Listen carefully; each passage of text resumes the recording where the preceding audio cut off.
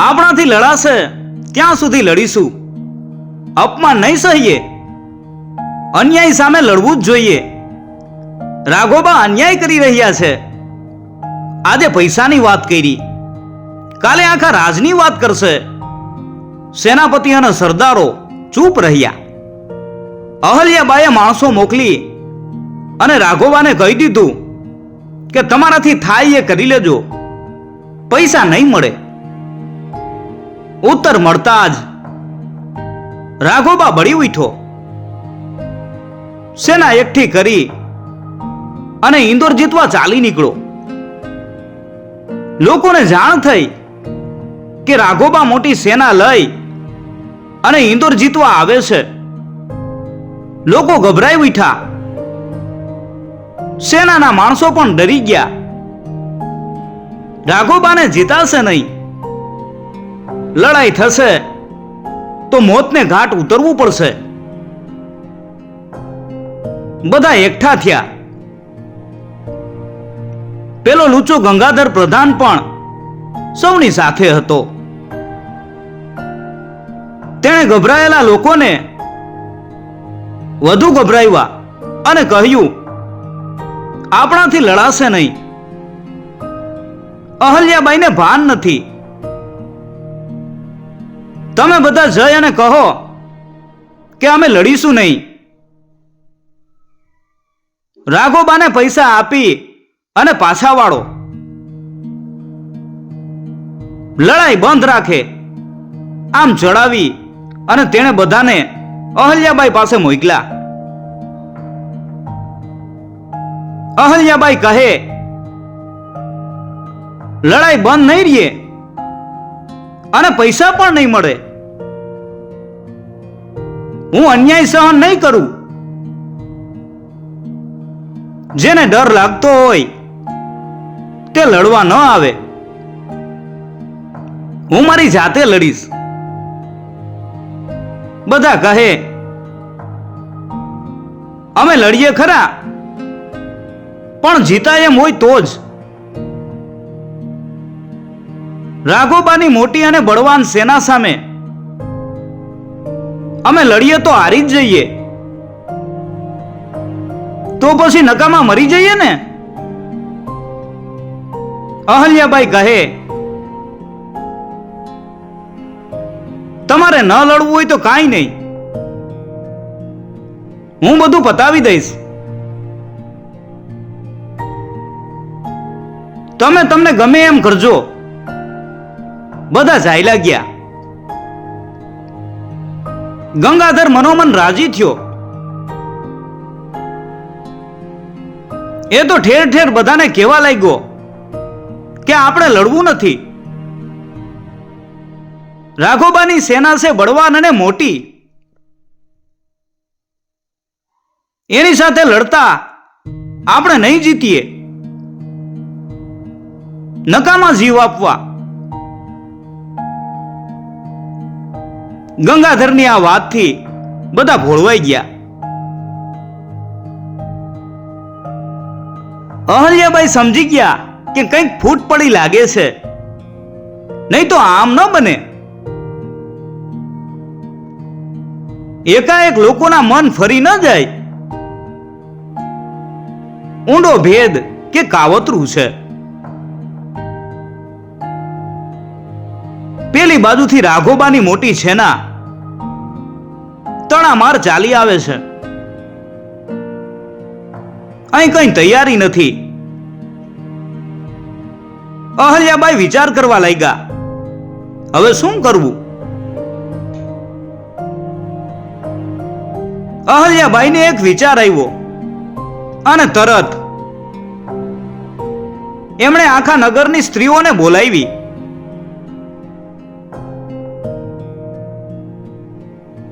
રાજમહેલમાં સ્ત્રીઓની મોટી સભા મળી.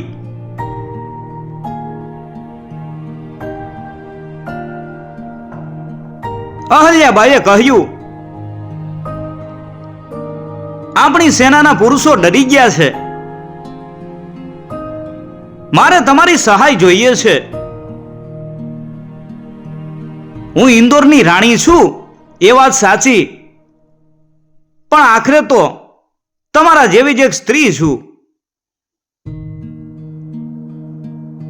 પુરુષો જે કામ નથી કરી શકતા તે કામ સ્ત્રીઓ કરી બતાવે છે.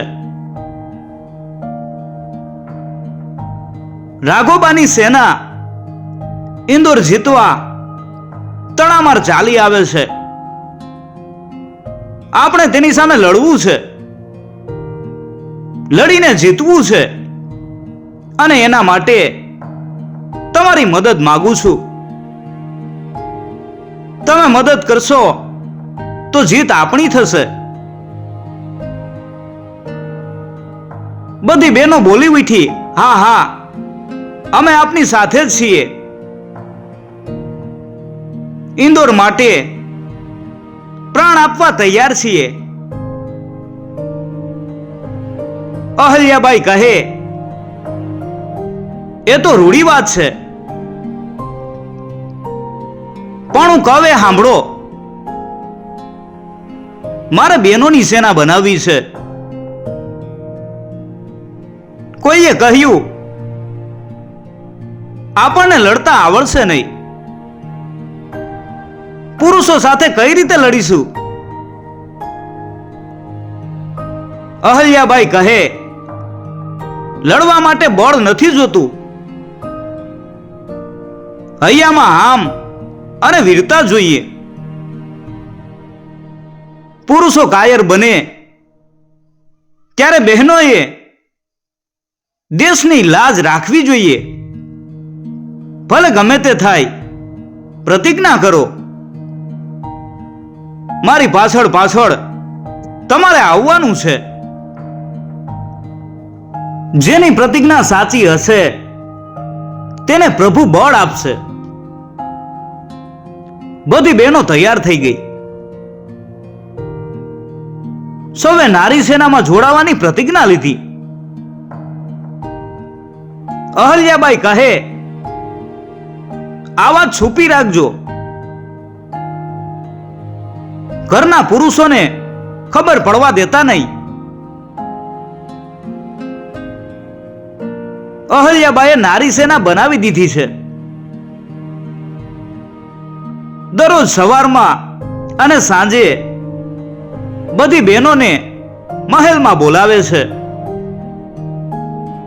તલવાર, ભાલા અને તીર ચલાવતા શીખવે છે. પણ બધું ગુપચુપ થાય છે. કોઈને કશી જાણ નથી.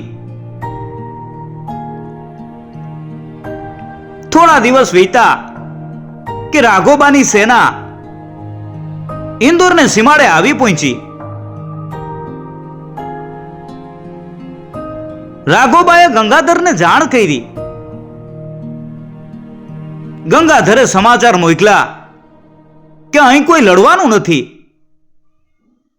તમારે સુખેથી ચાલ્યા આવો. અહલ્યાબાઈએ નારી સેનાની બધી બહેનોને બોલાવી અને કહ્યું, રાઘોબાની સેના સીમાડે આવી પહોંચી છે, માટે સૌ બહેનો કાલે સવારમાં વેલા વેલા આવી જજો. કોઈને જાણ થવા દેશો નહીં. બીજે દિવસે વેલી ઉઠી અને બધી બહેનો મેલમાં આવી પહોંચી. હજી અંધારું હતું. પુરુષો બધા ઊંઘતા હતા. અહલ્યાબાઈએ બધી બહેનોને તલવાર, ભાલા, તીર એવા શસ્ત્રો આપ્યા. હારબંધ ગોઠવી અને તૈયાર કરી. સૌની આગળ અહલ્યાબાઈ પોતે આવી અને ઊભા. પડકાર કરી અને કહ્યું, મહાકાળીનું સ્મરણ કરો. મનમાં પ્રતિજ્ઞા લો કે હે મહાકાળી, અમને બળ આપજો. અમારી જન્મભૂમિને બચાવવાનું બળ આપો. બધી બહેનોએ મહાકાળીની જય બોલાવી અને પ્રતિજ્ઞા લીધી. અહલ્યાબાઈએ આજ્ઞા આપી. નારી સેના ચાલી નીકળી. સૂરજ ઉગતા પહેલા સીમાડે જઈ પહોંચ્યા. માર્ગ રોકીને ઊભા રહ્યા. રાઘોબાની સેના આવી પહોંચી. સામે બહેનોની હાર જોઈ સૌ વિચારમાં પડ્યા કે આ કોણ હશે. રાઘોબાએ બે સૈનિકોને નજીક બોલાવ્યા. સૂચના આપી, જાઓ, જે હોય તેને કહો કે ખસી જાઓ, માર્ગ મોકળો કરો.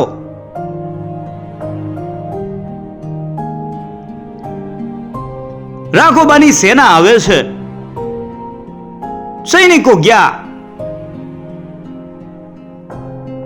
અહલ્યાબાઈની નારી સેના સામે જઈ અને ઊભા રહ્યા. જઈને કહે, એ હટી જાઓ. કોણ છો તમે? રાઘોબાની સેના આવે છે, જાણતા નથી? આગળ ઘોડે બેસી અને અહલ્યાબાઈ ઊભા હતા. તેમણે કહ્યું, જાણીએ છીએ. વિવેકથી વાત કરો. તમારા રાઘોબાને કહો કે અહલ્યાબાઈની નારી સેના ઊભી છે. લડાઈ કરો, જીતો અને જાઓ.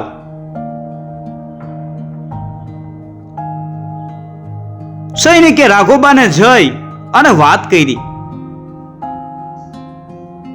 વાત સાંભળતા જ એ ચમકી ગયો. પોતાના સેનાપતિને મોકલો. તેણે જઈ અને જોયું તો પુરુષ એકય ન મળે. બધી બહેનો છે.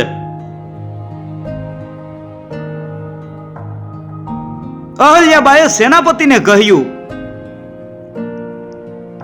અમારી નારી સેનાની એક એક બેન કપાઈ મરશે ત્યારે જ તમે અહીંથી આગળ જઈ શકશો. જાઓ, તમારા રાઘોબાને કહો. અને તમે કોણ છો? પેલો કહે, હું સેનાપતિ છું. અહલ્યાબાઈ ઉકળી ઉઠ્યા અને બોલ્યા, મરાઠા વીરોમાંથી હવે સુરાતન જતું રહ્યું છે. વીર શિવાજી મહારાજ હિન્દુ રાજનું અને હિન્દુ વટનું રક્ષણ કરતા. તમે હવે પરાયું ધન લેવા, દેશ અને જાતભાઈઓનો નાશ કરવા નીકળ્યા છો.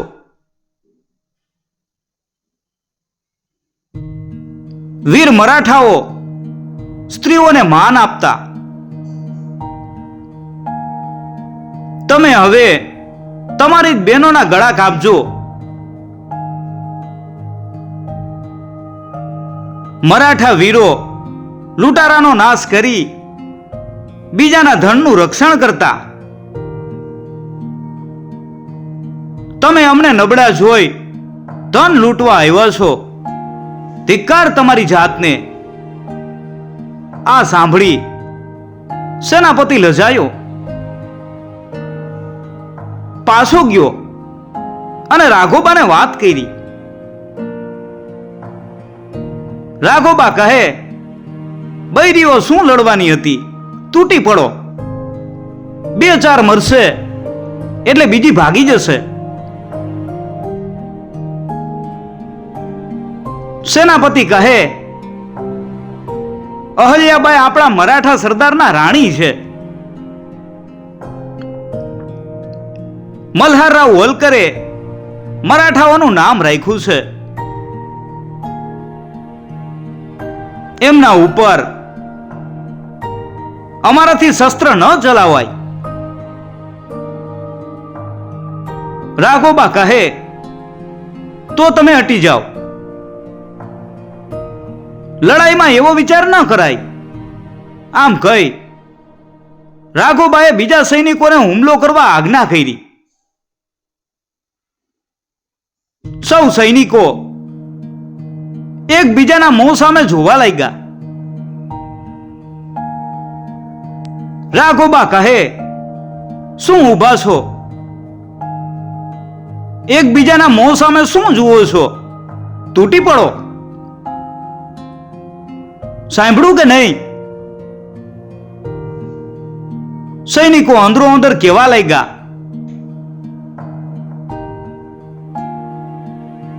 આપણે પુરુષો થઈ અને બેનો ઉપર વાર કરીએ એ કાયરતા કહેવાય. આપણો પુરુષાર્થન લાજે. વળી બધી બહેનો આપણી જ જાતિની છે. કોઈ હાયલું ચાયલું નહીં. રાઘોબાને ક્રોધ ચડ્યો. તેણે ફરીથી બૂમ પાડી.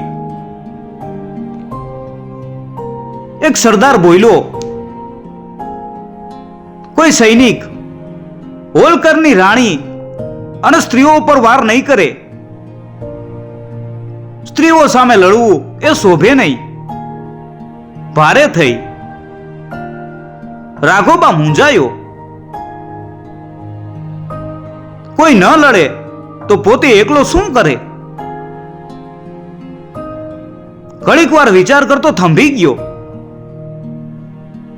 બધા સૈનિકો પાછા વળવા તૈયાર થયા. હવે રાઘોબાએ બુદ્ધિથી કામ લીધું. ચાલાક તો હતો જ.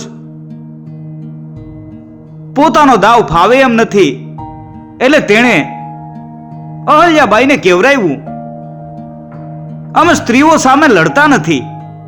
આમ કહી રાઘોબા પાછો વળી ગયો. અહલ્યાબાઈની નારી સેનાએ વગર લઈડે રાઘોબાને નમાવ્યો. જયકાર બોલાવતી અહલ્યાબાઈની નારી સેના રાજમહેલમાં પાછી આવી.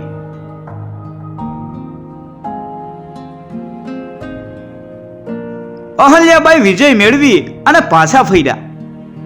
આ વાત વીજળી વેગે આખા ઇન્દોરમાં ફેલાઈ ગઈ. વાત જાણી અને સેનાના બધા પુરુષો લજાઈ ગયા. એમના મોં કાળા ધબ પડી ગયા. અહલ્યાબાઈ પાસે આવી અને ક્ષમા માંગવા લાગ્યા. સૌ સમ ખાઈ અને પ્રતિજ્ઞા કરવા માંડ્યા કે હવે કદી એવું નહીં કરીએ, અમને ક્ષમા કરો. અહલ્યાબાઈએ સૌને માફ કર્યા. અહલ્યાબાઈની વીરતા જોઈ બધા નમતા આવ્યા. રાજકાજ સરસ રીતે ચાલવા માંડ્યું. અહલ્યાબાઈને 2 સંતાન હતા, એક દીકરો અને એક દીકરી. દીકરો માંદો થઈ અને મરણ પામ્યો. દીકરીના પતિ પણ મરણ પામ્યા. તેથી દીકરી સતી થઈ ચિતામાં બેસી અને બળી મરી. હવે કોઈ રહ્યું નહીં. પોતે એકલા થઈ ગયા. પોતાના પછી રાજ કોણ કરે? પોતાના કુટુંબના એક છોકરાને ખોળે બેસાડ્યો. તેને દીકરો માન્યો. તેને રાજગાદીનો અધિકાર આપ્યો. અહલ્યાબાઈ જેવા દયાળુ, એવા ધાર્મિક પોતે તીર્થ કરવા ચાલ્યા. કાશી ગયા. ત્યાં વિશ્વનાથનું મંદિર બંધાવ્યું.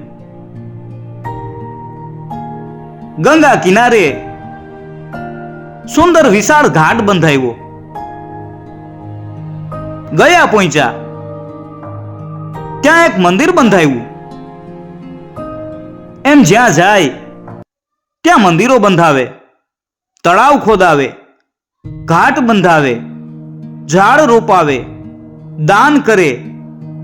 એમને એમ બધો પૈસો દાન પુણ્યમાં વાપરી નાખ્યો. રાજમાં કોઈને દુઃખ નહીં. રંક હોય કે રાજા હોય, સૌને એક સરખો ન્યાય આપે, દુખીઓની સહાય કરે, પ્રજા ઉપર અપાર પ્રેમ રાખે. આમ કરતા કરતા